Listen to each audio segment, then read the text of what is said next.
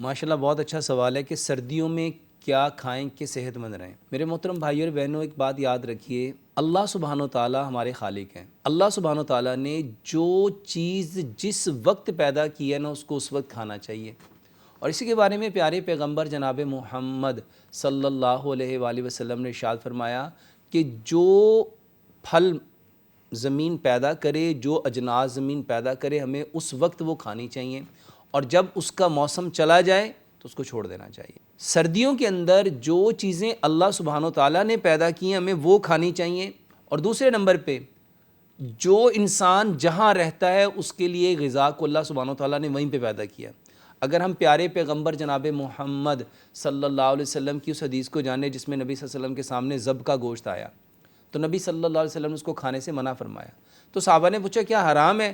آپ صلی اللہ علیہ وسلم نے فرمایا حرام نہیں ہے، مگر یہ ہمارے علاقے کا نہیں ہے۔ تو میرے محترم بھائی اور بہنوں، جو چیز آپ کے علاقے میں پیدا ہوتی ہے وہ آپ کے باڈی کے اکارڈنگ ہوتی ہے، کیونکہ آپ اسی ایٹماسفیئر میں سانس لے رہے ہوتے ہیں، آکسیجن انہیل کر رہے ہوتے ہیں، وہاں کی چیزیں آپ کی باڈی کے لیے افیکٹیو ہیں۔ سردیوں میں کون سی ایسی چیزیں کھانی چاہیے؟ سردیوں میں ہر وہ چیز کھانی چاہیے جو اللہ پیدا فرمائے۔ اب سردیوں میں سب سے بہترین غذائیں کیا ہیں؟ آپ کو ڈرائی فروٹس لینے چاہیے۔ سردیوں میں جو پھل اللہ سبحانہ و تعالیٰ نے پیدا کیے ہیں وہ پھل کھانے چاہیے۔ سردیوں میں جو اللہ سبحانہ و تعالیٰ نے سبزیاں پیدا کی ہیں وہ سبزیاں کھانی چاہیے۔ اور سردیوں میں خاص طور پہ حلوہ جات بہت سارے لوگ بناتے ہیں، بہت سارے حلوے بنائے جاتے ہیں۔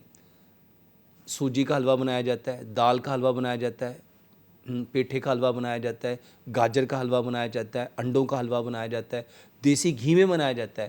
میرے محترم بھائی اور بہنوں، کیونکہ ہمارے جسم کو اس وقت انرجی کی بھی ضرورت ہوتی ہے، اور ہمارے جسم کو اس وقت باہر کی ٹھنڈ سے فائٹ کرنے کے لیے طاقت بھی چاہیے، تو ہمیں اس موسم میں وہ چیزیں کھانی چاہیے جو ہمارے علاقے میں، جس علاقے میں آپ لوگ رہتے ہیں اس علاقے کی اب پاکستان میں رہنے والا اگر افریقہ کی غذائیں بنا کے کھانا شروع کر دے گا تو میرے محترم بھائی اور بہنوں وہ اس کی باڈی کو سوٹ نہیں کریں گی۔